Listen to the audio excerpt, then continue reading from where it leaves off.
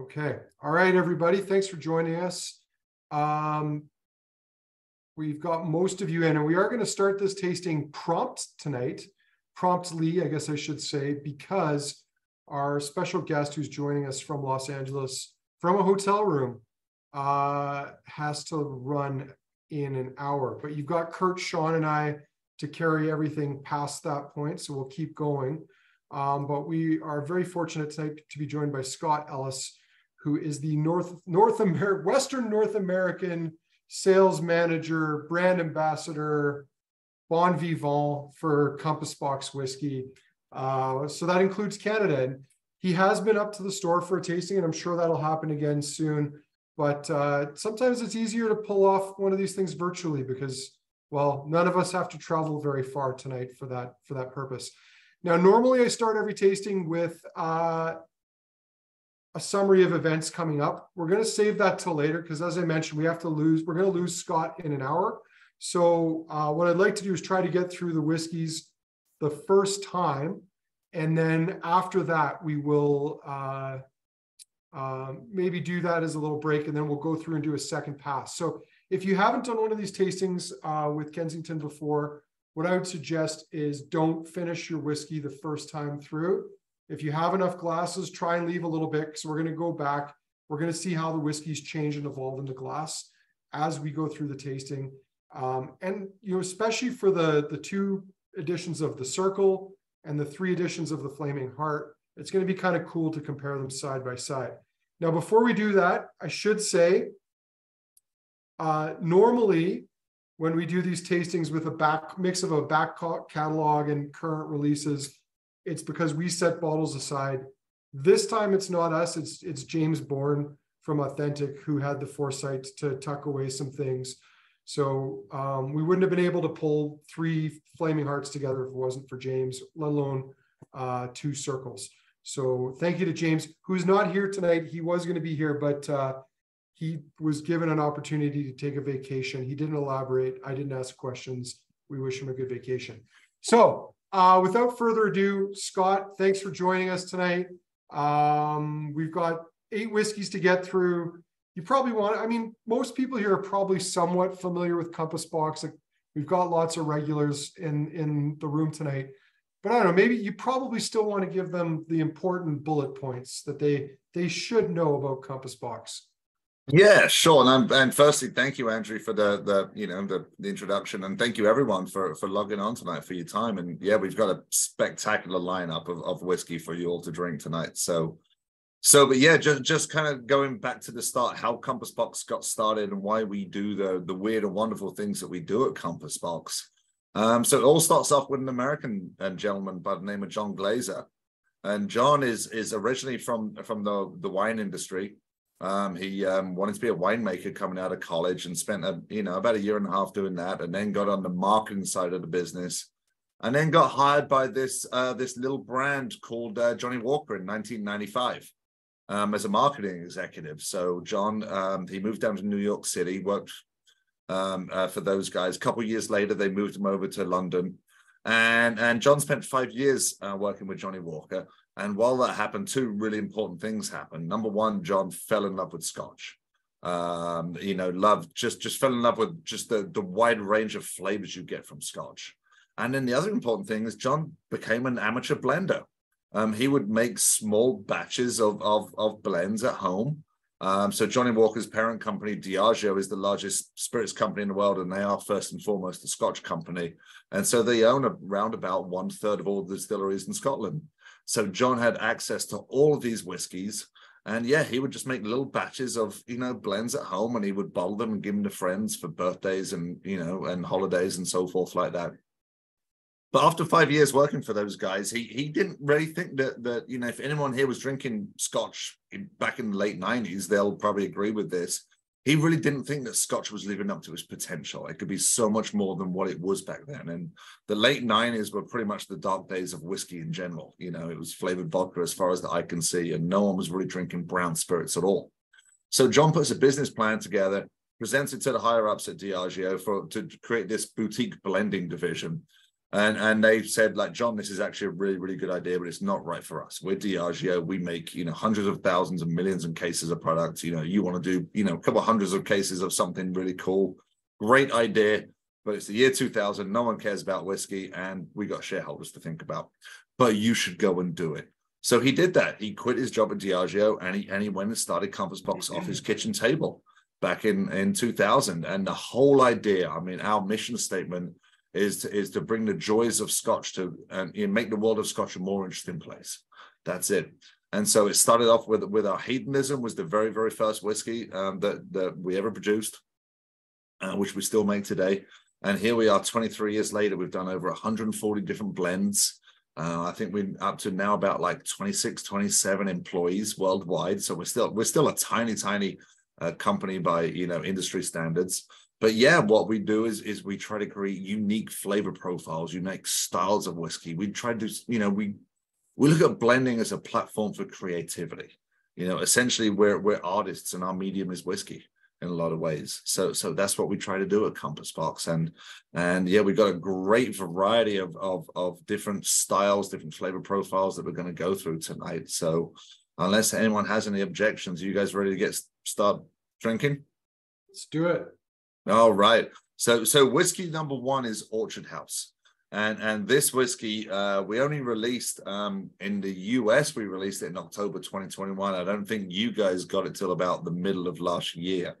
But Orchard House is fantastic, but it's also really special for us for one reason in particular. So those of you that know Compass Box knows that, we don't own a distillery. We're not distillers. We don't own a distillery. Our business model has been buying aged whiskey from distilleries all around Scotland and creating, blending a handful of those whiskeys together and, creating a flavor profile that no one's ever done before. However, about 10 years ago, we actually started laying down our own stocks of new make spirit from some of our favorite distilleries in Scotland, from Clynelish, Cameron Bridge, Kalila, Glen Elgin, Ben Rinnes, Linkwood, and a bunch of others. And we've actually had new American oak barrels made to our spec and so forth. And we're going to these distilleries. We actually fill the barrels with new make grain spirit for the first 12 months. Then we dump that out. And then we go into these distilleries with these essentially first fill American oak barrels, but they're not ex-bourbon barrels. They're just, it's the second time they've been used, but they've only held this grain spirit for about 12 months. And we go into these distilleries and saying, hey, can you fill these barrels with new make spirit? And we're going to age it ourselves from the day it comes off the still, rather than relying on you to age it for, 10, 12, however many years, and then we'll buy it off of you. And Orchard House is the first result of this new program that we've been doing. And it's just such a lovely whiskey. It's very spirit forward. It's more about the distillate, less about the barrel. And it's a celebration of some of the distilleries that create some of the fruitiest distillates in Scotland. Those of you that follow Compass Box for a long time know that we absolutely love Clynelish. I like to joke that we put Clynelish on our cereal at Compass Box. We use Clynelish in so many different whiskies. That's one of the main whiskies in there. Is there any way you can show the recipe wheel on that? Oh, Andrew? Yeah, for sure, Scott. That's good. And then we can actually show you the makeup of what's in here. And Scott, just to riff on what you said, I think your motto should be Clynelish. We put that shit on everything. Yeah. I Clynelish and Kalila as well. I kind of joke sometimes as well. We should be like the C&C whiskey factory. So those of you old enough to remember like early 90s hip hop. But yeah, this is what we refer to as like the recipe wheel for Orchard House. So if you can zoom in, if you can just download this off our website. This isn't an inside secret or anything, but you can see in there. This is Ben Rinnes, it's Clynelish, it's Linkwood. There's just a touch of Kalila in there as well. It makes up around about like 2%, I think, of the recipe is Kalila. But the reason it's in these concentric circles, there we go. That's fantastic. Thanks, guys. Is if you want to know how old each component in a recipe is, then think of this as counting the tree rings out to age a tree. So you can see in there how old every component whiskey is. And this is mostly about 8-year-old whiskeys. because when this whiskey came out, we'd only started aging our own whiskeys for about 8 years. So this is definitely, it's just a lovely summer whiskey, getting back to the, the flavor profile of the whiskey. It's just, I mean, it's called Orchard House because it's got so much orchard fruits in there, and we're a blending house. That's essentially, how the name came about. And I feel like such a dummy every time I see this, but this whiskey tastes like the label looks. If it's bright, it's fresh, it's clean, it's really crisp as well. That's one of my favorite things about this whiskey, and that's because there's not a whole lot of barrel influence on this. Distillery near the town of Abelard is Craigellachie. We're usually allowed to name the distillery we source from. Sometimes we're not allowed to name the distillery, so we'll give you a pretty good idea of what it is, and a simple Google search will normally give you a pretty good idea of what that distillery is. So yeah, in this instance, that is Craigellachie. But yeah, this Orchard House is it's a happy whiskey. It's just, I'm a huge fan, and yeah, this whiskey's been a huge hit for us. That it's literally going toe for toe with Peat Monster as like our best-selling whiskey in literally under 2 years. Yeah, and Scott, I think as you said, like one of the things that sort of needs to be acknowledged about this is that this is a whiskey, a blend created with forethought, really from the spirit's birth. Like a lot of this is the spirit you've bought and filled into your own cask. And Kurt said surprised with the Ben Rinnes. I was going to make a joke about how they somehow managed to make Ben Rinnes sexy and interesting, because it's a whiskey that I know I struggle with a lot of the time. But I mean, Linkwood, really underappreciated, heavy hitter, and this is for how young this whiskey is absolutely beautiful, and I don't think, I think in some ways it gets undersold because, it's inexpensive, it's relatively young, but it's absolutely gorgeous whiskey.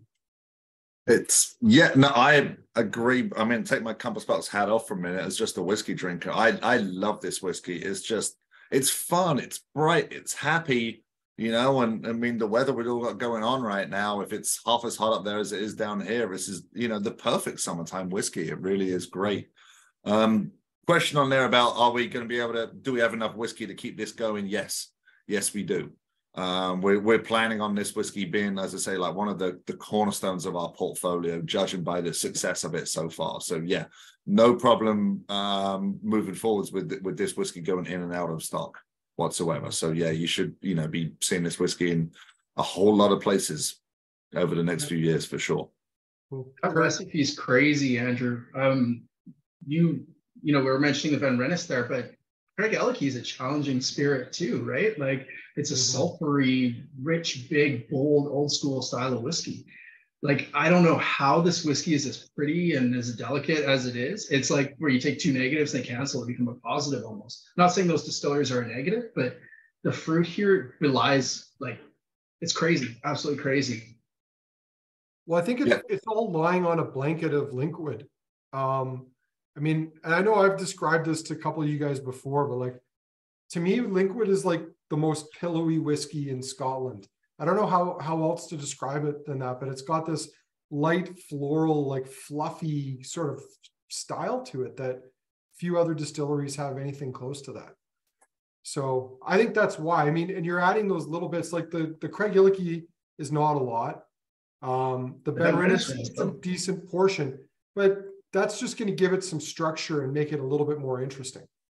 I would guess Linkwood, Glentockers, Auchentoshan, probably something like that. I mean, Clynelish is kind of, unmistakable, that lovely fruit you get from Clynelish. But what I love about this whiskey is just that little bit of Caol Ila that's in there. I mean, it's literally, I think it's like about 2% or 3% of the whiskey. And it just kind of gives it a little extra backbone 2%. without even necessarily being that noticeable. But if it wasn't there, you would miss it. I feel like. So it just gives this whiskey just an extra dimension that really takes it up a notch. Indeed. All right, Scott, because we want to get through as many of these with you as we can before we have to let you go, let's go on to circle number 1. Yeah, so I'll talk about the circle program in general first. So the program was, we wanted to do essentially like a bartender's competition, but we just didn't want to do like, just a bog standard cocktail competition using our whiskeys with Compass Box. We want to elevate things. We want to do something different and take it in a new direction. So in let me see, make sure I get my years right here. 2018, we invited, I think there were bartenders from about 5 different countries over to London, and we put them through their paces. It was like about 3 days of exercises, one of which was making a cocktail with our whiskeys, but there were other exercises. One I love, we call it closest to the pin, where we'll put a blend in front of them, and then we'll give them like the different component whiskeys and give them an hour to see how close they can get to the recipe of that blend that they're tasting, to see really how good their palates are. And another one of the exercises was to come up with a mood board for the whiskey that's in their head and so forth. And anyway, the person that won the competition then gets to collaborate with us on a blend. So the winner of that competition, her name is Rosie Mitchell. She runs, I think she might be an owner as well, of a bar in East London called 3 Sheets. And so Rosie came into the office and actually collaborated with us on a blend. And her concept for a whiskey was, she wanted a whiskey that you could enjoy in the park with your friends on a lovely sunny day. And so that basically evolved into what we designed as like sunshine in a bottle. And that was basically the concept for the Circle Number 1.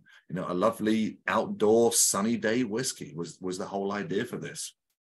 And I think they absolutely knocked it out the park. I really do.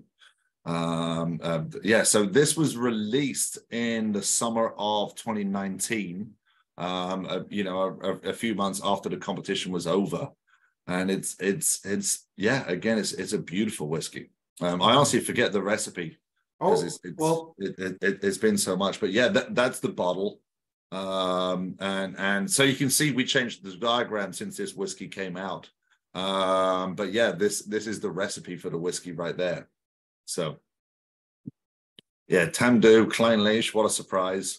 Malt whiskey from Orkney. There you go, Highland Park 21.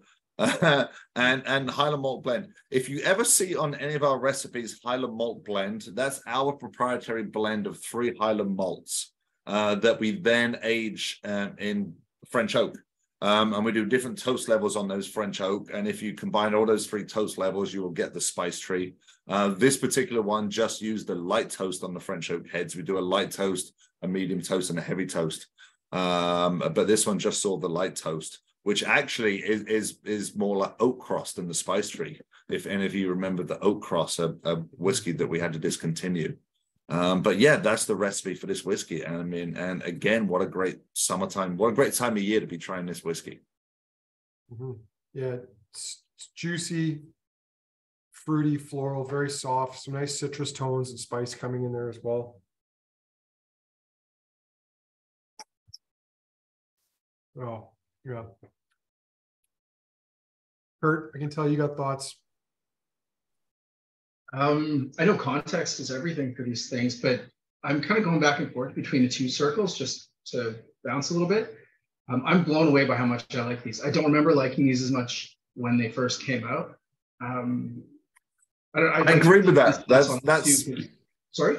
Yeah, sorry to butt in. I agree with that 100%. I mean, again, taking my Compass Box hat off and just being a whiskey fan myself, I wasn't blown away by either one. But the more I drank them, the more I got to like them. They're not especially showy right out of the bottle, but they're the more you sip on them, the more you're like, yeah, this is just a damn good whiskey.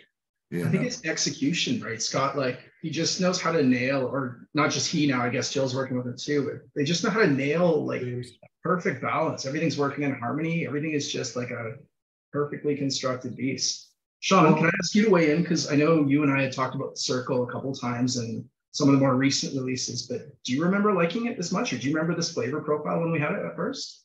Not as much, no. In fact, I can't like, was the Circle that was released with, was that the one that was, it wasn't released with Enlightenment, was it? I don't think, I'm thinking of something else. No, Enlightenment. That was the Circus. Oh, that was the Circus.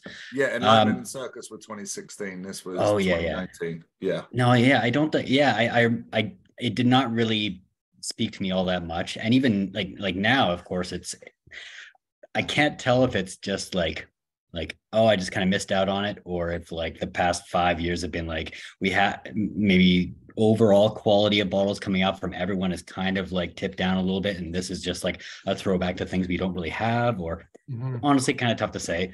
I do with Tamdu being kind of like their own label now and being so leaning into the sherry, it's definitely not something that I would even come close to guessing at with this bottle. It's kind of cool. So I think I know this might have been released with Stranger and Stranger. That might have been the one that came out about the same time.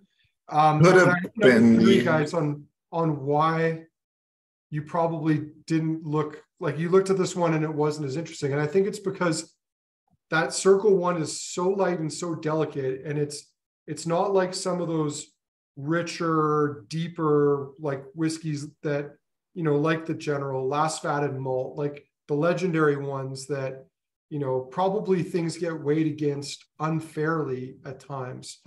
And I mean, I remember liking it when I was out, but at the time, I'll admit myself, it was not my style. Like that was not what I was chasing. But yeah, I mean, it's absolutely beautiful, elegant.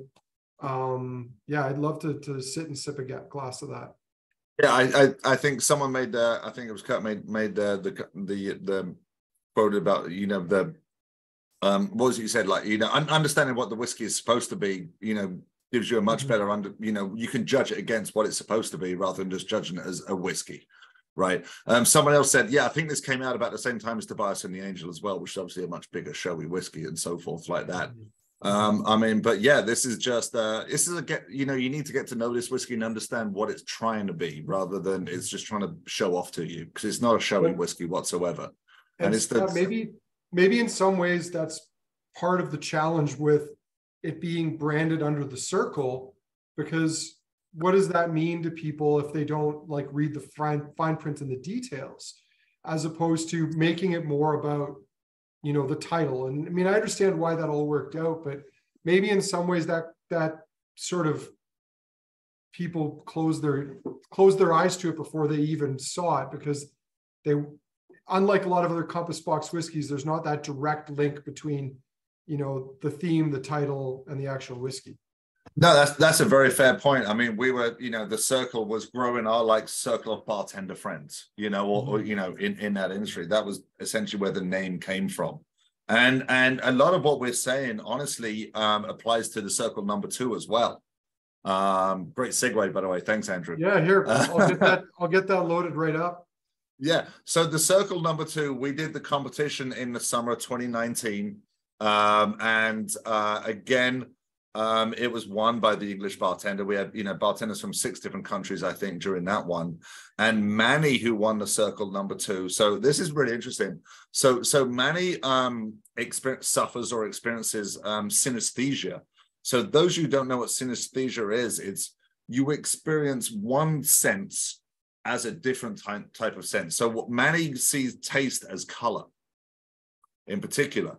And so his concept for the whiskey was that he wanted to produce a whiskey that tasted like the color coral, which is that kind of like, I don't know, orangey red color that's in the box there on the left. And that was what Manny, and this was James Saxon, not Jill Boyd. Manny and James worked on in the office, was, you know, a whiskey that tastes like that color.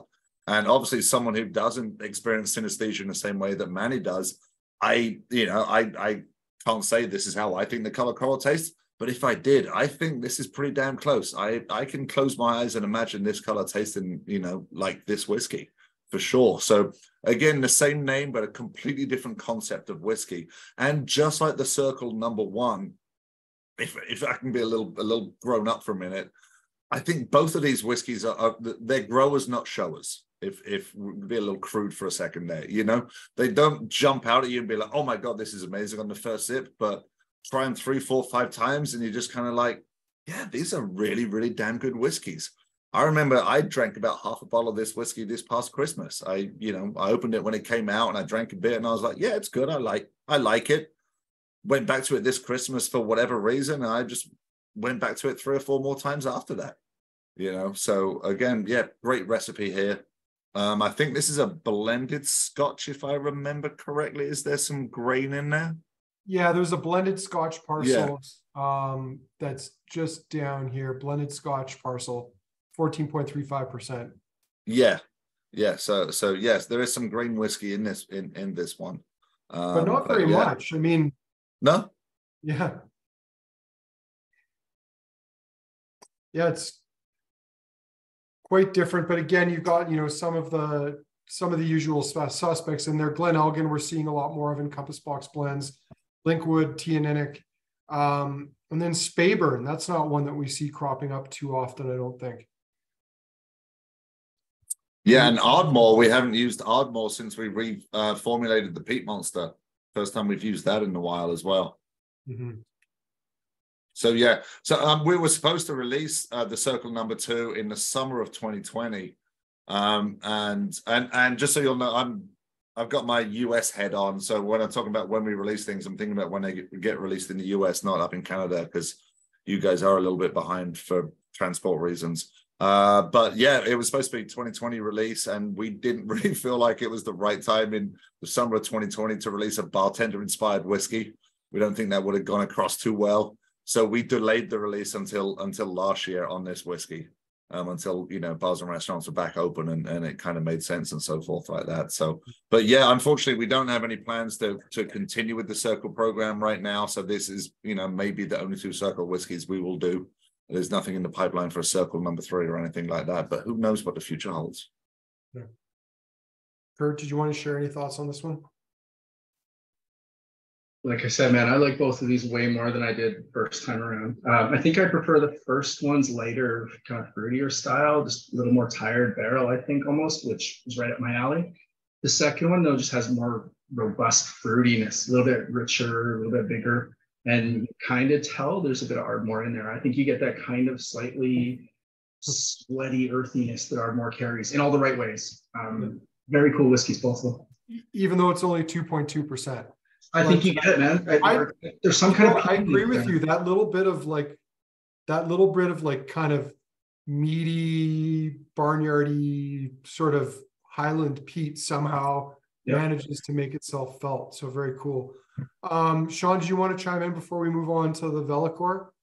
Not a ton. I think between the two, I also prefer the first one, although funny enough, when I didn't really care for it at the time, I think what really drove me is I'm totally a sucker for a whiskey with melon forward tones, and that's like fresh green and cantaloupe melons through and through, and I love it. Tons of fruit. I think I liked it more than perhaps you guys did, but I've always been a bit of a Compass Box fanboy, and there's been few that have disappointed me, but even for myself, I probably was not as excited about it as I should have been, given how beautiful and how elegant it is. And I did want to comment on one thing.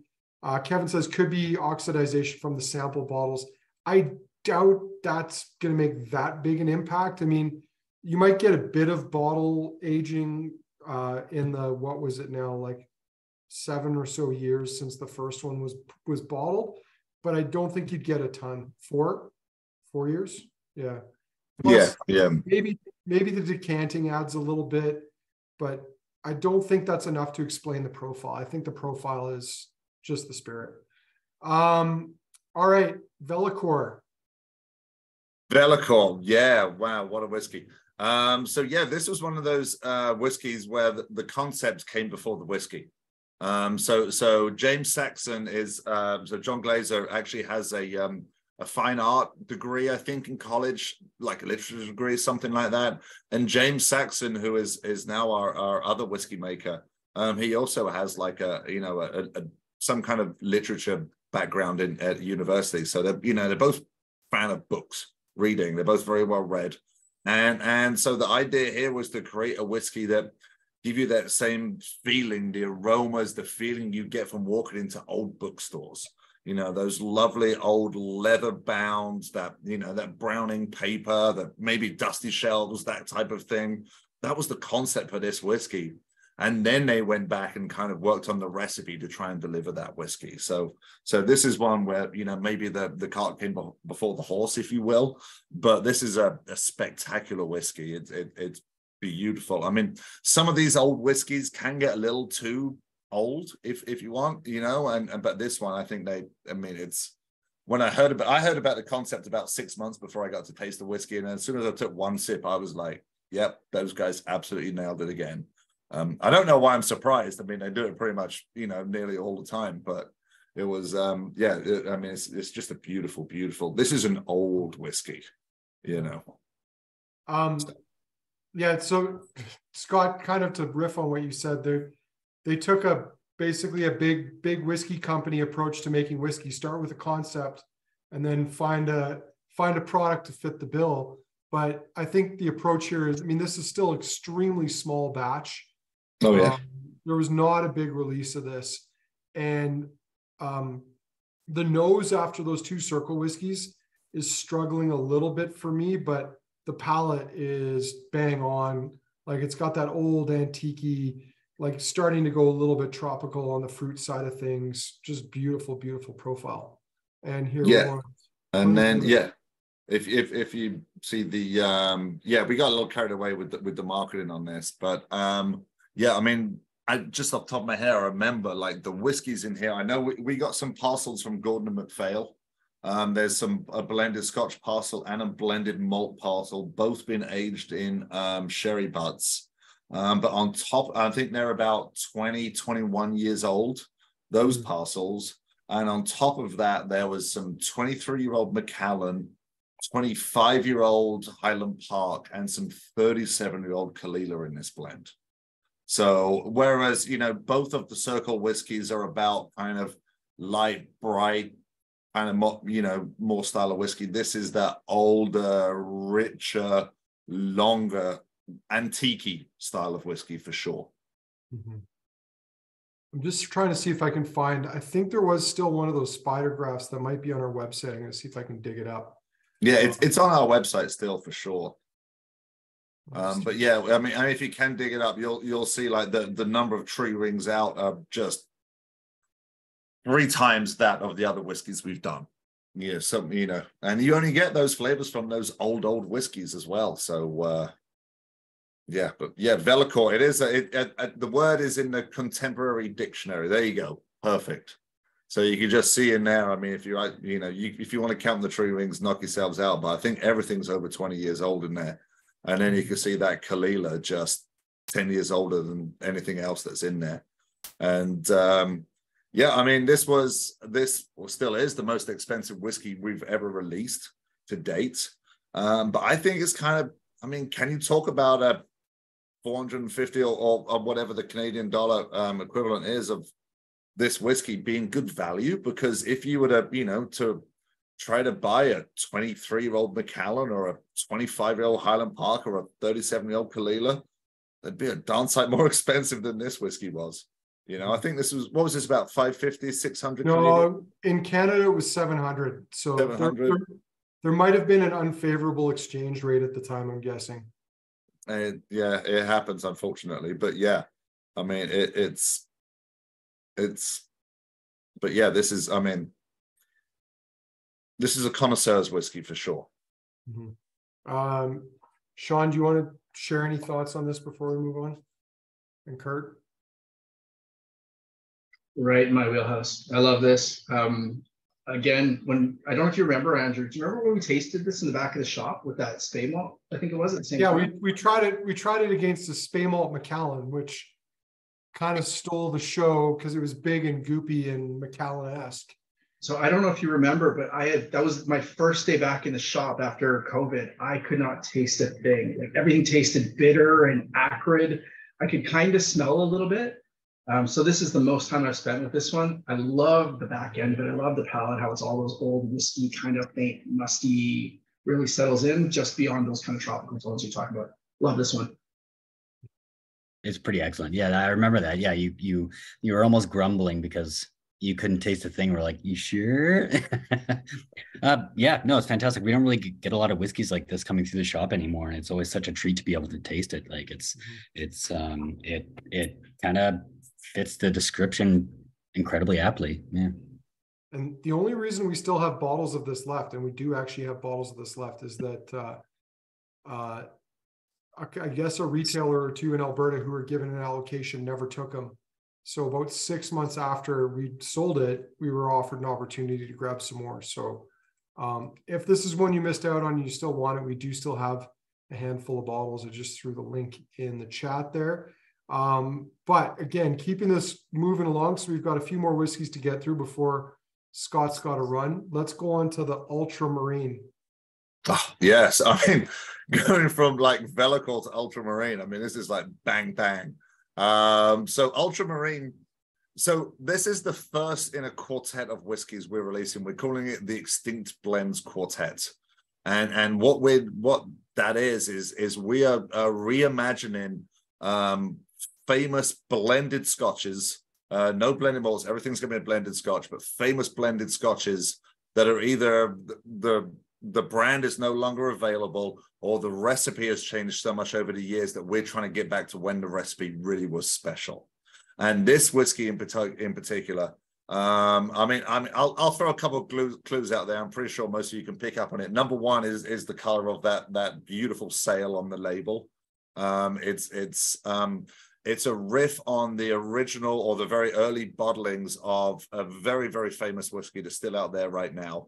It's basically the first ultra premium blended scotch that came out in 1989 from a very, very famous whiskey company that I've already mentioned, that John Glaser used to work for, in fact. Mm-hmm. And it's this is our homage to those whiskeys. A Diageo product, yes, that would be a good guess. This is our homage. We're not trying to recreate these whiskeys. This is our tip of the cap to these whiskeys. And this is how this whiskey used to be in the late 80s and early 90s, when this brand's parent company was sitting on just warehouses of just old whiskey that were collecting dust and no one striding. Yeah, it's Johnny Blue. Okay, it's Johnny Walker Blue. I don't, we're not going to get in trouble for that, because we're paying homage to this whiskey, to how this whiskey used to taste, as opposed to what's in the bowl these days. I mean, I honestly, I'm not trying to, rag on the whiskey whatsoever. That's not my job. But back in the, 89 and the early 90s, Diageo was sitting on warehouses of old whiskey that they couldn't sell. I mean, whiskey was just about the least sexy thing out there back then, as opposed to nowadays. I mean, they old whiskey just sells. I mean, there's such a demand for it right now. So Johnny Blue, a lot of the reason they came out with Johnny Blue was to help them sell these old whiskeys. But nowadays, they don't have those old whiskeys to put in the blend. So, the recipe has changed out of necessity as much as anything over the years. But yeah, this is our homage to those early bottlings of Johnny Blue, as opposed to, what is, currently in the bottle these days. And for me, I absolutely freaking love this whiskey. I mean, Vellichor is spectacular. This, for me, is in my top 5 Compass Box whiskeys. I think Ultramarine is special. I really do. I just absolutely adore this whiskey. But I'd love to hear what you guys think about it as well. Well, I'm going to go back to because did we talk about what's in this thing yet? Not yet. No, we hadn't talked about the recipe yet. So yeah, I mean, there are more whiskeys in here than I think just about any whiskey we've released to date. But yeah, so blended Scotch. So there's the grain whiskey is in there. The Cameron Bridge, kind of on the top left quarter, essentially is the grain whiskey. But again, you can see the age of these whiskeys. Again, if in these recipes you see something is like a blended Scotch parcel or a blended malt parcel, we've bought it. Probably comes from Gordon and MacPhail. They've had this blend. They don't know what's in the blends. Those records weren't kept. So, but it's great to have access to these, special parcels of whiskey. Mm-hmm. Man. Yeah, as Kurt said, this is reminiscent of some of those old Johnny Walker Blue labels. I have a fond memory from about, I want to say 1996, when a buddy of mine and I drank an entire bottle of Johnny Walker Blue Label at a wedding because no one else was drinking Scotch. And I don't think I appreciated it at the time. In fact, I know I didn't. But I did thoroughly enjoy drinking it. So I wasn't paying, of course. Would have been rather young at that point in time. But yeah, this is a lovely old whiskey. It's nice to see that Kalila component shine through here. And the other cool point I would make is that, you know, obviously there's grain whiskey in here, but it's not in your face. It's just this light, delicate accent to the overall profile. Yeah, I mean, I know we like to talk about grain whiskey as being like the soft pillow that the malts lay their head on. That's the vernacular that they use in London. Kurt, thoughts? Yeah, I love how in check the peat is on this. It's like perfectly in the pocket, like perfectly married in there. It's not peat heavy by any means. It's just this nice kind of almost earthy farminess. Really digging it. I think Sean and I both got really, really lit up with this one right away. As soon as like we popped the bottle before these tastings, we were like, oh my Lord, that's a special one. Sean could probably say the same here. Oh yeah, absolutely. I think like I know you said you wanted to spend a little bit more time with it. So of course, like even like reflecting back later on, I'd love to hear what what you think of it. But I have not really had a lot of opportunity to try a lot of old blends, honestly. Like even old bottlings of whiskeys is still something I'm just now kind of like attempted to kind of like get into. But yeah, I think I've mentioned it before too. Like one of my favorite things with peat is when it's blended out a little bit, and so that with the age and all the craftsmanship put together, it's I don't know. It's probably one of my favorite things that Compass Box has put out in. Yeah, I don't know, but yeah, probably about 5 years, 6 years. Yeah, I'm right there with you. Again, taking my Compass Box hat off and just being a whiskey lover. I'm right there with you guys, for sure. Yeah, and apparently, I mean, if anyone is intrigued, I know John and James. I mean, we have a few of the early Johnny Blue bottlings that we were kind of, measuring this against, when we were doing it. And apparently, they're not that expensive to get on the secondary market. If any of you are active on the secondary market. Yeah, I just recently started to, and not this year, but next year, I was going to be looking out for some Old Blue. Yeah, I think it'd be fascinating to do a side by side. All right, let's get rolling into the Flaming Heart because we've only got 15 minutes left before Scott's got to roll. So starting with the 15th. Yeah, so the concept of Flaming Heart. This is this whiskey right here came out in the US in 2015, but this was the 5th Flaming Heart that we've released. So the concept of Flaming Heart is that it's always a marriage of peated whiskey with our French oak finished whiskey. So it's that smoke from, that smoke and that spice, those lovely baking spices you get from French oak. The rest of the recipe changes, but there's always, a heavily peated whiskey and our French oak finished whiskey. And usually there's Clynelish in there again, because, again, it's literally just, everywhere in the office. But yeah, this Flaming Heart, so this was the 5th Flaming Heart we released, came out in 2015. You can see in there, it's Kalila, Clynelish, and the 7-year-old Highland malt in the new French oak. That's the spice. And then just a little bit extra Clynelish down there at the bottom as well. So, that's the concept for Flaming Heart. Up until the very last release, Kalila had always been the peated component in there. So it always had Kalila, Clynelish, and our French oak finished whiskey in there. We actually deviated for the 2022 release for the first time from that model. But yeah, it's always been like, those whiskeys and then other things in there as well. But yeah, this one, 2015, oh man, what a great whiskey. Can we just stop for a moment and just like highlight 27.1% 30-year-old Kalila and 24.1% 20-year-old Clynelish? I mean, no one would be able to build this blend at this price now with these components. Like, it just wouldn't be possible. Or you'd have to charge 2 or 3 times what this went for at the time. But I love, again, blended with like 7-year-old Highland malt. I mean, it just shows, that they're pulling different things from different things, different components from different pieces. And, the age isn't the most important thing there. It's what's it going to do to the overall profile of the whiskey and the experience. I just think that's incredible. Yeah. So I'm just going to go turn a light on in this room. It's dark.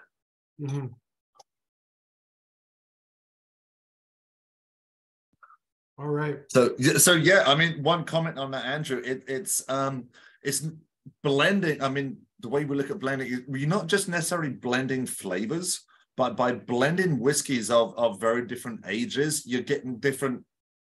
Speaking in wine terms, different age whiskeys hit you different parts on the palate. These young whiskey, like that 7-year-old Highland malt, that will all be on the front palate. That's the blam that's coming out of the glass, right? It's going to jump out at you on the nose. It's going to hit you on the front palate when you first put it in your mouth. But then as the whiskey evolves and it rolls down the back of your palate, you get the mid and you get the finish. That's the older whiskeys kicking in there as well. So it's not just different flavor profiles. The different ages give you that kind of experience along your palate as well. Mm-hmm. Okay, cool. All right. Let's keep this rolling here. Let's go on to the Flaming Heart 2018, the 6th edition. Yep. And I think, are you guys drinking this one out of the Magnum? Is this where the samples came from? This one came out of a Magnum. Yeah. So just to kind of touch on the reason why we do we have done Magnums in the past. It was right after I'd started with the company in 2016. I was in a store in San Francisco, and they actually had a Peat Monster cask strength Magnum. And I was just talking to the bar about it, and he asked me a question. He said, like, yeah, why did you guys do a cask strength in a Magnum? Wouldn't you do a cask strength in a smaller format? And I was like, that's actually not a bad idea. And I texted John. It was still probably, like about 8 o'clock in London. I texted John, and his response back was, I just thought it looked really cool. And that's, I think, part of the reason we've done Magnums is just because why not? They're kind of fun. But yeah, so this was the 6th edition of Peat Monster. Again, just like all the others, it's French oak and it's peated whiskey. It's still Clynelish in here, but this one had a lot more sherry, or this one had a big chunk of sherry finished whiskey in it. Whereas the 2015 one, we just tasted everything was American oak age in here. This one, you're going to see a lot more like a sherry influence in there as well. I mean, but yeah, Kalila, Clynelish, the Highland malt blend finishing the French oak. And then, some of the Spice Tree Extravaganza. If any of you remember that whiskey, that came out 2017, a big sherry version. And then Deanston, I think this might have been the first time we'd used Deanston in a whiskey. Yeah, I love how some of the components of past releases end up cropping up in future releases every once in a while. Like with our 30th anniversary, we had some of the Ardbeg from the original No Name. Like little components like that sometimes find a second life in future projects is pretty cool. You can tell right off the bat, this does seem a bit more youthful on the nose, but not necessarily in a bad way. It's just a very different profile in this one than the last one. Yeah, this one's almost like bigger and richer than the 2015 release. Yeah, pull the screen down for a second. More peat forward, more malt, more spice, but really cool. Sean, do you want to chime in? Yeah, even I'm finding more toasty as well. Like it's definitely like obviously like 30-year-old Kalila. I mean, as opposed to I couldn't count the rings on that fast enough, but I mean, definitely like a different beast altogether. Deanston seems like a pretty out of left field. Again, just something I never would have even thought to have guessed because I just have no idea. But it's very interesting to kind of put it in there. I don't know. I like the last one a little bit better, but this one is actually better than I remember it. And I think that Magnum has been open for a while, so that could also have something to do with it. Mm-hmm. Good. Sean, I think the Kalila is in the 20-year range. So, okay. Just to give you a barometer, I did a quick scan there. Kurt, thoughts on your end? Yeah, the first one hit me right off the bat with like a little bit of mezcal almost, and then it's completely the old Kalila singing in there. We did a tasting for my club where we did, I think, 8 different 30-year-old Kalilas in one night. It was just ridiculous. So you kind of see that DNA carried through yeast and everything. And I can see that screaming in this one. I love that because I love old Kalila. And then the second one, the component the Clynelish component is so much heavier. And I think behind all that sherry, you can see the waxiness there. It's kind of like those signatories we've seen recently in their 20s that have that sherry and waxiness together. Man, just perfectly composed whiskeys. Really, really cool. I prefer the first one, but perfectly built. I think, again, going back to that 15th anniversary one, and not to sort of pump it up even more, it has that like old school whiskey feel to it just because it's made from older components. It's kind of reminiscent of the cool things that people used to not appreciate 15 years ago and now are so rare to see. And to think that, you know, even as late as 2015, 30-year-old Kalila was going into something like that is kind of crazy. All right, let's tee up the most recent edition of Flaming Heart. Yeah, so this came out, it was fall of 2022 down here in the south. So I'm not sure when you guys got it, but yeah, edition number 7. And this is I'm sorry. I know we got to get faster boats for you guys. I swear.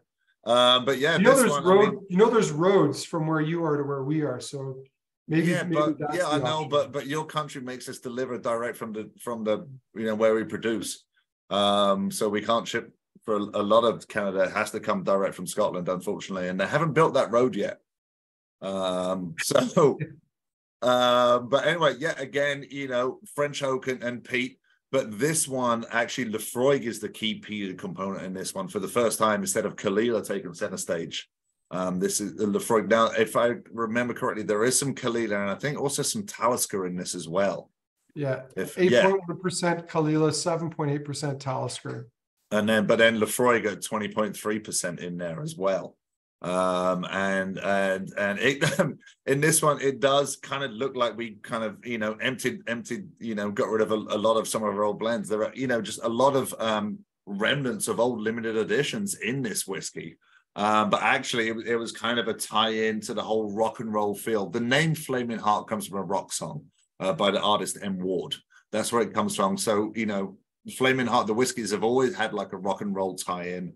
And the whole idea of here was like bringing in these little bits of other blends that we've had was kind of like, you know, rock music. You're always riffing on, you know, nothing's original, right? You're always taking something from somewhere else and so forth like that. And that was kind of the tie-in here. This one does have a higher proportion of the French oak finish whiskey than the other two whiskeys as well. And then this one is 23.4%, whereas the other ones were kind of in like the 7-8% on the French oak finish whiskey. So there is like more spice here than the other whiskeys. But again, there's quite a bit of sherry. This one again is on the more juicy side of things. But yeah, this again, like but remember this whiskey being big. Yeah. The peat profile on this, and I mean the reasons make sense with Lefroy being the main component or the main peated component, but the peat profile in this is quite different from the others, which I think is interesting. In a way, it's kind of sort of straddles the two prior ones, where it's got a bit more of that sort of rounded, older feel to it than the first one, but it has a bit more of the spice and some of the other notes that were coming from the 2018 edition. I also just want to bring back and show again one of the details on there. Do the angels are those like Kiss inspired like painting? Yeah, I think there are actually like 7 different like Easter eggs in the label. I don't know if you can zoom in on the label as much, but yeah, you've got the Kiss eyes on the angel on the left. The angel on the right, that's a riff from the Pink Floyd album. I forget the name of the album, but it's the one where the two men are like burning. Top left, you've got Led Zeppelin. Mm-hmm. Top right, that's the Ramones logo. Yeah, right there. Go down from there. That's actually the Captain Beefheart logo, which apparently John is the only one old enough to remember Captain Beefheart. But on the left, my personal favorite on the left is Motorhead on there as well. So I mean, we actually even put like a Flaming Heart playlist on Spotify to go with the release of this whiskey to really, you know, tie it into the whole rock and roll theme and so forth like that. So but yeah, we made some great t-shirts for this whiskey as well. I don't know did, but I've got a beef about that, Scott. There were no North American sizes. They were all too small. Oh, I think I'll have a word. I wear European medium. XL doesn't cut it for North American who happens to be XL. So It's all that poutine, like trying right? to put a sports bra on, I'm guessing. Well, you know, John, I mean, he's a little lighter than most of us. That's right. So, yeah. No, but it's very cool. Now, Scott, I know you got to go because it's now just about 7 o'clock your time. Anything you want to tease to folks or add before you have to run? Yeah, I mean, just get you kind of caught up on when, you know, as our newest release is coming up. I mean, nothing new in the core range coming down the pipeline, but I think you guys just got Delos as the second of the Extinct Blends quartet. Well, it's probably landed but not released. So I got you. Yeah, so that is number 2 after Ultramarine in the quartet. So Delos, for those of you that remember, our Asyla whiskey, ASYLA. Delos is a riff on our whiskey. I mean, you can't get much more narcissistic than doing a limited edition riff on your own whiskey. But that's the concept with Delos when it hits the stores. So Delos, I mean, it's literally a whiskey designed to drink on a tropical beach. It's beautiful and soft. There's the label. Thank you. Yeah, the name comes from the Greek island where one of the famous Greek gods was supposed to have been born. I forget which one. So it's got like the whole Greek kind of style mosaic on the label. But again, it's, you know, kind of like we were talking about with the Circle whiskeys. It's not a super showy whiskey. It's definitely one that you kind of, you know, takes you a few times to get your head around it and to really appreciate it for what it was. For those of you that aren't familiar with Asyla, it was the first blended Scotch we ever released. It was the second whiskey we ever released after Hedonism. And it was 50% malt, 50% grain. And it was designed as an aperitif style whiskey. Or we ended up referring to it as our Sunday afternoon whiskey. Just this beautiful, lovely, soft, feathered, delicate whiskey, but just gorgeous. But it would, you know, it went over so many whiskey drinkers' heads because you're expecting something Scotch to be big and powerful, and this wasn't that. I say it was designed as an aperitif style whiskey, and Delos is definitely more in that style. But it's one of those that the more I drink it, the more I love it. So that should be hitting your shelves soon. And then the third release in the quartet is going to be released in September down here. So I don't know, maybe 2030 you'll get it. Who knows? Yeah. It's going to be called Metropolis. And Metropolis is based on a blend that isn't around anymore. Bailey Nickel Jarvis was the name of the blended Scotch, and I don't think it was exported much. It had been around since the early 1900s, and it was only discontinued in 2014. But I really don't think it was. I've never tasted it before. But just talking to James Saxon last week about it, it was a whiskey that was pretty much a UK only release. But it was a very well regarded blended Scotch. I haven't tried Metropolis yet myself, so I can't speak too much about the flavor profile. But that's going to be the third release in the quartet, and the last one of the quartet. I don't even know what that whiskey is about yet. So that's pretty much all that's on the horizon for you guys here in the near future. Oh, thanks, Scott. Well, listen. I really appreciate you taking your time to join us tonight. So for those of you who are watching, we're not done yet. Kurt, Sean, and I are going to go back through the line and geek out a little bit on it. But Scott, thank you for joining us tonight. Appreciate your time. And look forward to seeing you in person again sometime soon. Yeah, I'm looking forward to it as well. We always have a good time. And thank you, I mean, for the support. I mean, we can't do what we do without people like you, Andrew, and everyone on this call who, buys our whiskey and love what we do and stuff like that. So seriously, thank you to everybody. And yeah, hopefully sometime soon, right? Yeah. Well, we love working with Compass Box too. So thanks a lot, Scott. Yeah. All right. Thanks, take guys. Care. Have a good night. Thank you muchly. All right. Kurt, Sean, back to the first one, the Orchard House. And I mean, you could forgive this whiskey for being completely boring and uninteresting at this point in time, given everything we've just gone through, but it's still got a nice nose to it. It seems a little more one-dimensional than, or maybe two-dimensional than it was initially, but it's still got some nice notes there. I don't know. It's pretty fresh. It's still totally what I want. I mean, it's actually like what it's been an hour in the glass. It actually it holds up. I don't know. Mhm. I'm with Sean on this. I'm still loving it. This is unquestionably one of the best, like not entry level, but like affordable, fair priced whiskeys on the market. Top 5 for me, no question at that sub $100 mark.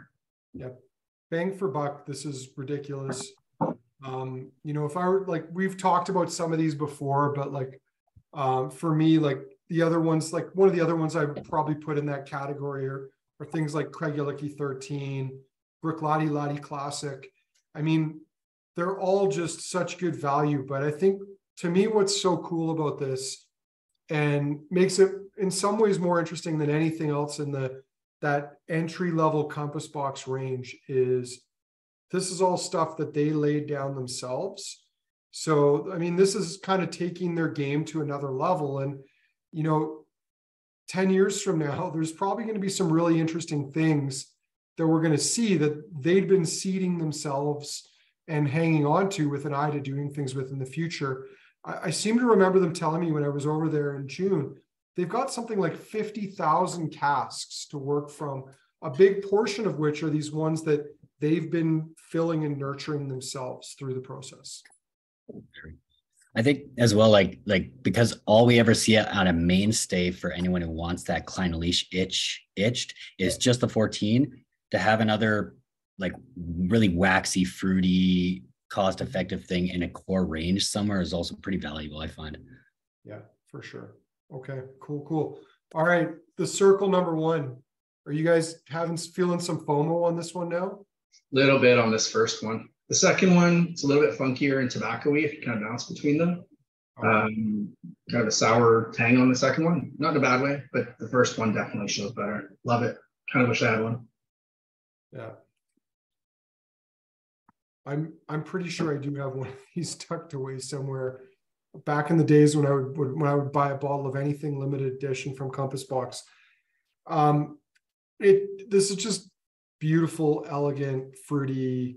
You know, this is probably not in like every day, multiple times a day dram, like maybe something like the Orchard House, but this is just so drinkable, crushable, refreshing, really, really fruity. The second one is the one with the Ardmore in it, right? Correct. Yeah, I think time in the glass actually allowed that to come out a little bit more, just a little bit more like kind of farmy meatiness.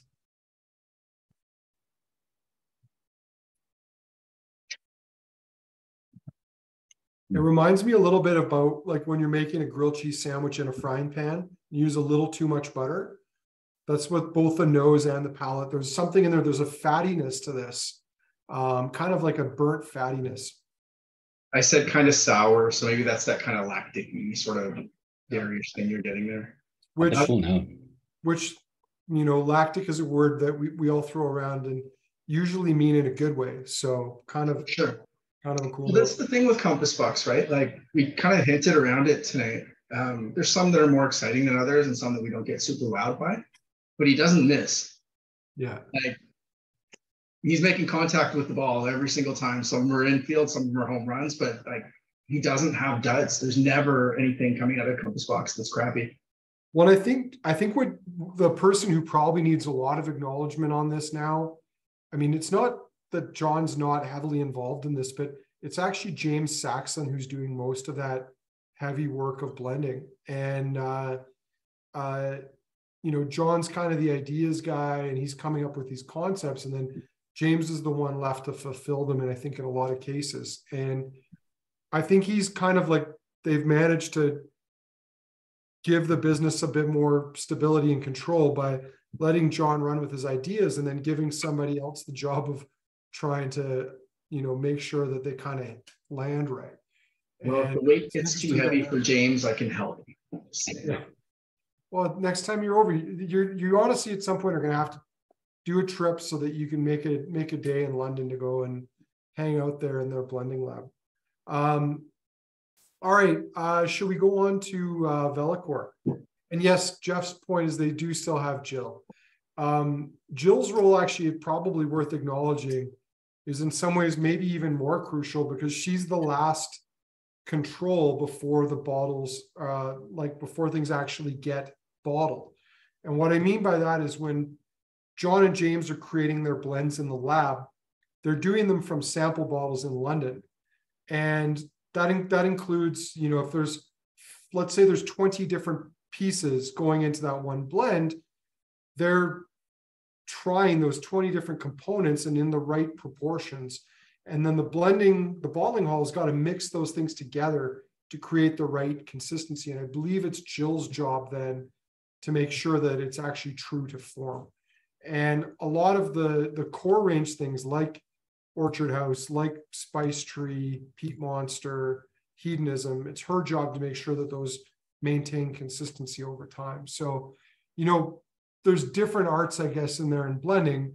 There's the creative one, but then there's also the other one who's trying to achieve, you know, accuracy time after time. So,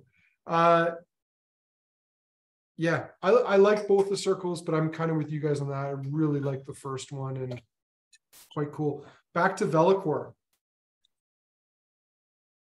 It almost seemed a little flat when I stuck my nose in it after the last two, but I've sipped it a couple times now and like go to the palate and go back to the nose and stuff, and it's awesome. Execution here is awesome again. Yeah, it's neat. It more like mentholated tobacco coming through on the palate this time for me. There are whiskeys that I think, you know, the nose is, I mean, we sampled one today when we were looking at cast where the nose is better than the palate. Or there's whiskeys that are really good, but, you know, as much of the enjoyment comes from the nose as tasting it. In the case of this one, it's all about the palate. Like this one, the delivery is bang on the palate. It's old school, tastes old, musty, as you said. Just beautiful, lovely profile. Great. I don't think I was aware that it was quite that old. Mm-hmm. Sorry, what was that, Sean? Sorry, I don't think I was aware that it was just quite that old though. Like maybe I didn't look properly at the little flavor web last time I saw it. Yeah, but that's a lovely bottle. And as I said, there's a handful left. Now, next up is Ultramarine. Now, if you go by our website, it says there's only 3, or it says limited stock, or there's, forget the exact wording. It says low stock. We did actually hold back a few bottles of this to make sure there was some for the tasting. And then, again, because somebody didn't pull their bottles, Mr. James Bourne tossed another 6 in our, they're either 6 or 4. I don't know how many come to a box for this one. I think it's 6. It's 6. He tossed another case in our allocation. So and I can't actually give James credit there because Jennifer is pointing at her. So thanks, Jennifer. Oh, it's Jennifer. Oh, great. Oh, it's Jennifer with us tonight too. Oh, there she is. I should have given a shout out to Jennifer. Sorry, Jennifer. I didn't know you were there tonight. Jennifer is the lovely lady who looks after our account for Authentic Wine and Spirits. So Jennifer, thank you for the hookup on that. We really appreciate it because things like this, these limited edition releases from Compass Box, there's almost never enough of these to go around anymore.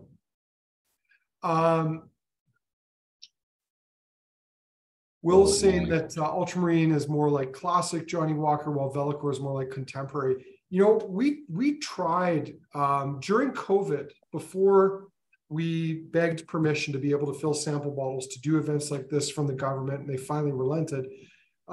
We did a Johnny Walker tasting because that was one of the few things we could try because we had these 5-bottle Johnny Walker gift sets. And, you know, going by that, like, Kurt, I know you did the tasting with me. I don't know who else did that tasting, but the black label, the gold label, both showed really well. I think even the platinum was in that, or there was one other one. And the blue label was such a disappointment. And I was going in with relatively low expectations because, you know, blue labels let us down so much in the last decade or more, and it still managed to disappoint. That's unfortunate. Those Ghost and Rare bottlings were pretty good. The Ghost and Rare, well, except for I don't know if anyone tried the Glengarry Royal. Was it the Glengarry Royal one? Yeah, it was. The Brewer and the Port Ellen bottlings were great. The Glengarry Royal one was a joke. Like, I mean, anyway, it didn't taste anything like it. But back to Blue Label, in that tasting, the gold and the black showed really well, respective to what you pay for them and their style. But I'm going to disagree with that on this comparative, because I think this is so much more compelling than Blue Label is today. Kurt's got one there. Which was that one, Kurt? Look how old that is. Yeah. This thing has probably been open for like 15 years. This is ancient. Now, I don't know if you know this, Kurt. I mean, we should have had Doug or Devin on tonight, because they might have been able to assist with this. But I seem to remember at one point in time, I thought in like the early 2000s that Blue Label had an age statement on it at one point. Or maybe they did one that was an age statement where it said 40 years of age on it. I don't remember ever seeing one with an age statement, but I do know at one point they were professing age statements, that there was nothing younger than 25 or whatever it was in there, but I don't remember ever seeing it on the bottle itself. Yeah. I don't know. That's just lodged in the back of my brain there somewhere. You could be right. And I can't lie. I like both those whiskeys, but I guess we should hold off telling people what our favorites are, because we're going to have a vote in a moment, and you'll all get to contribute to that. Let's go back to Flaming Heart. We're on the fifth release, the 15th edition. One of the other whiskeys that got mentioned very briefly tonight was Tobias and the Angel, which to me, and I actually said this to John when I tried it, because I got to try it at the lab before it was released.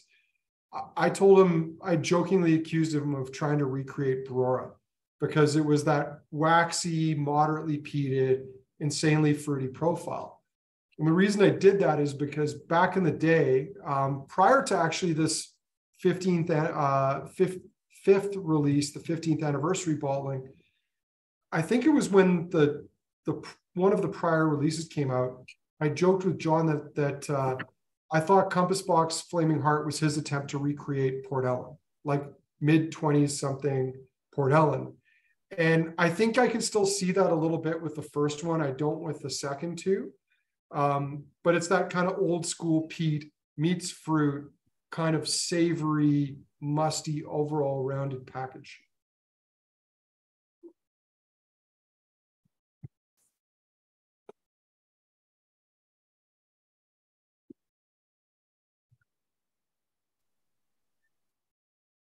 And I'm pretty sure this was like $95 a bottle or less when it came out.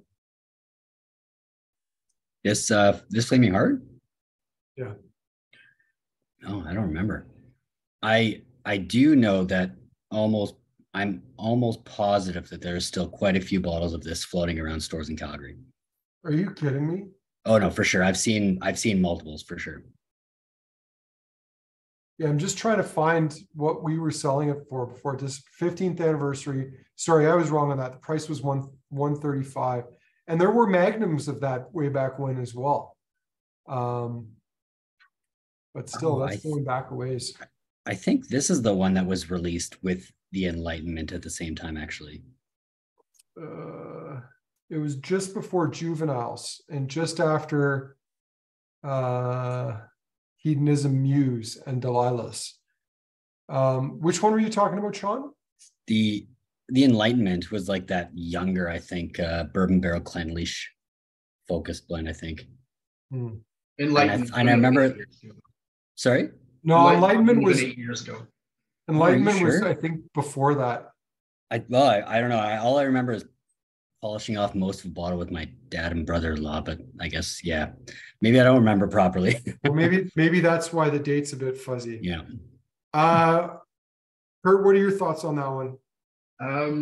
You know what I would suggest we kind of talk about all three of them at the same time. I'd say like kind of taste them all and nose them all and stuff, and then let's talk about what the differences are more than anything.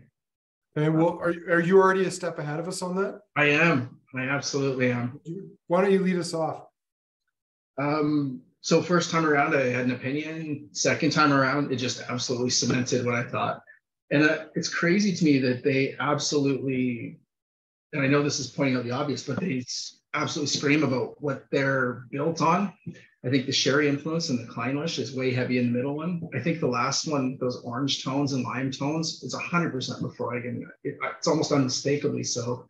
Yeah. And that first one with that depth of Kalila and everything going on there, I think they're almost instantly identifiable now that I've spent this much time with them. I think blindly I'd be able to tell you which one was which out of these three.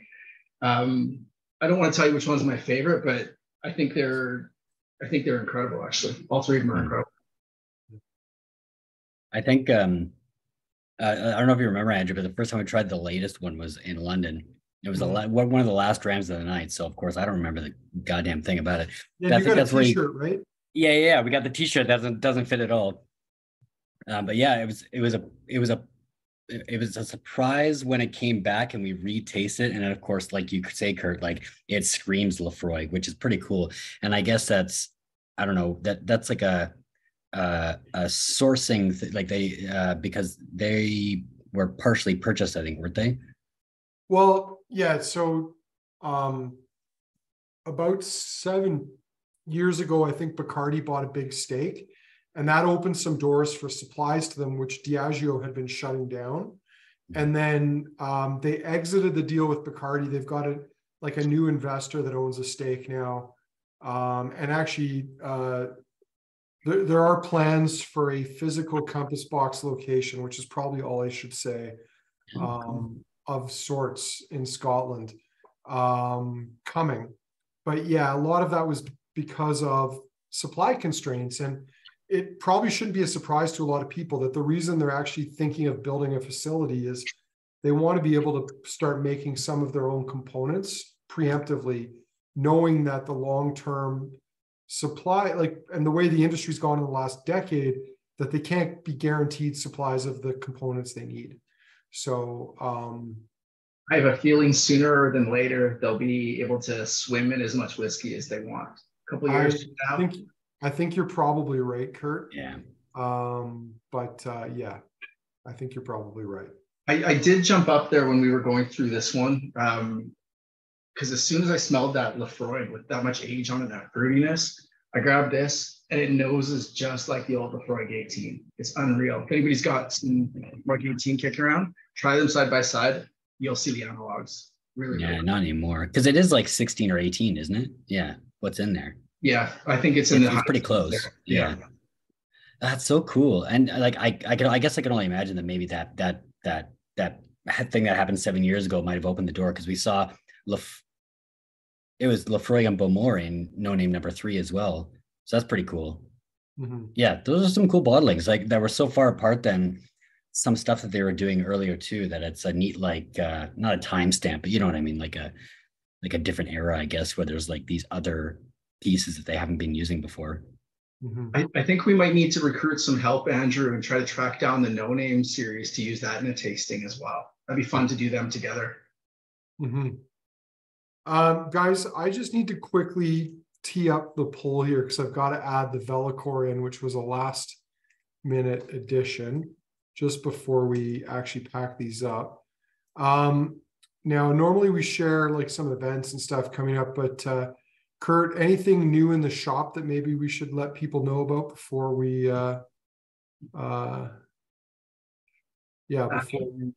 Yeah, and I can't believe I'm actually going to say this, but I kind of got a little sentimental today too. You guys know me, I think at this point, I've denigrated enough on these tastings. I'm not a tequila guy. Andrew messaged me first thing this morning. He's like, can you do the tasting notes for our Tromba cask that we brought in? And of course, I went down there and helped pick the cask, so I'm biased with it. But sitting there nosing and tasting it, I was like, man, this is transportative stuff. Like, I don't even drink tequila, but I had to bring one home today. Behind me back there. Really, really damn cool tequila. We were lucky to get a little bit of bonus time on it after Harmony and I approved it. It slept for a little bit longer in wood. It's richer for it. Nice vanilla tones. Really, really earthy and vegetal. Like it's a damn cool drink. That's probably my most exciting today. Cool. Yeah, and there is a newsletter coming out probably Friday that'll have some more details on it. But if you want those details now, you can find it pretty easily on our website. And it's a cool opportunity for Kurt and Harmony to be able to go down to were you guys in tequila, like the state of tequila, or where were you exactly? We were in Jalisco. Jalisco, yeah. Yeah, really, So really. tequila is a city in Jalisco. That's what. Yeah, we were in It's a little town outside of Guadalajara. It took us about an hour to get there. Mm-hmm. We stayed in Guadalajara though. Yeah, very cool. Well, I put the link up there. If anyone's curious and wants to see it, this is what it looks like. The Tromba. So fairly new brand to the market, but you can see they got our little logo on there. What's interesting is they didn't do this for everybody. And the reason we know this is one of the cases that arrived at our shop was for a retailer in, I think, New Jersey, and they got a neck tag. So we got an actual logo on the bottle. So props to us. All right, I'm going to fire up the poll here so that everybody can have their say. Now, Evan creates these polls if I give him enough notice, and you'll notice he included a third question in the poll, but I'll let you discover that for yourselves and fill it out accordingly, and we'll see what happens there. While everybody's doing that, let's just see here. Oh, the votes, there we go. Now they're starting to trickle in. All right, Sean, I want to put you on the spot, but we'll do this slowly. So everyone gets 2 votes, but because we're hosting, we get 3. What was your third favorite in tonight's lineup? Oh, geez. Yeah. That's a rough one. It might be a tie, but no, I can't do a tie. Sorry. No. Flaming Heart 3, the third one. The edition 7. The latest one, yeah. Okay, very cool. Kurt, how about yourself? Same one, but it could bounce up maybe a spot even for me. I fell in love with this as soon as I noticed it. I went running to Sean and I took 2 home that day. I loved it. So definitely in the top 3 for me. The new Flaming Heart. Yeah, it's so awesome. The 2015 one was the one that I would say it's a tie-in, but I don't know, man. Like that Lafroig really kind of hits it. It really hits it. Okay. All right. I just want to see how far people have gotten on their voting. So far, most of you have voted, so that's okay. So third favorite for me is probably the Circle number 1. Just for something totally different out there. But I loved how fruity and expressive that whiskey was. So starting with you this time, Kurt, second favorite. Tough one. Probably Ultramarine. And again, it could have been number 1 for me, but man, that's vibrant for an old school style of blend. There's so many cool notes going on there. Mm-hmm. Okay. Sean? Second favorite is the Vellichor for me. Yeah, it's so like between first and second, it's kind of tough. There's something about the first one that's just etched it out a little bit, but those older whiskeys are, I don't know. Yeah, what can I say? Older whiskeys, man. Yeah, older whiskeys is definitely the way to go. I'm still trying to sort mine out, but my second favorite is going to be the 2015 5th edition Flaming Heart, the 15th anniversary one.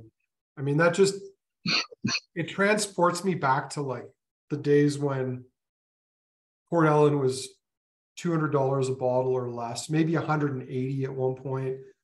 And some of them were they were still young. They were kind of fruity, and some of them were borderline obnoxious. Like the peat hadn't been fully tamed yet. And I don't know, there's something about that to me that just sort of brings me back to the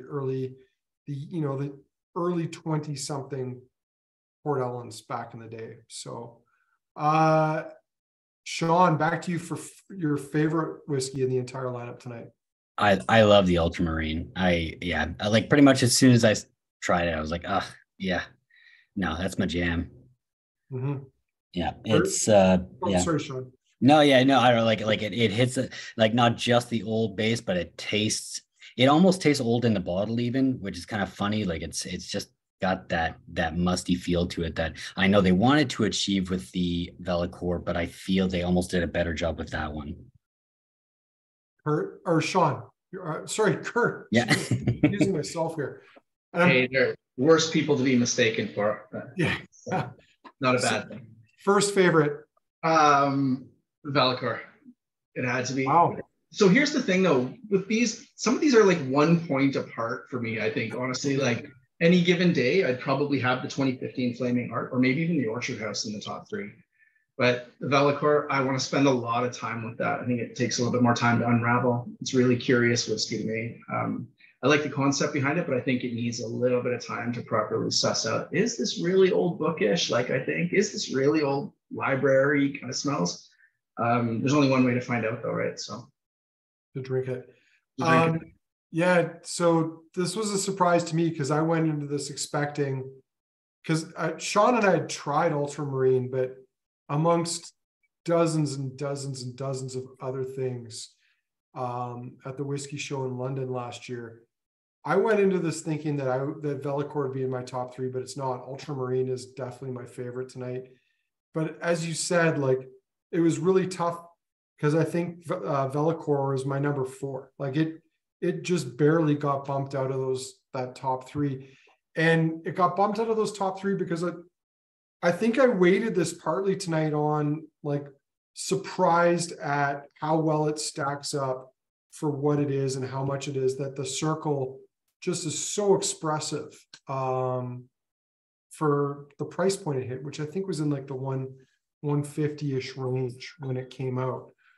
So cool lineup tonight. All right, I'm going to share the results. Almost everybody who could has voted.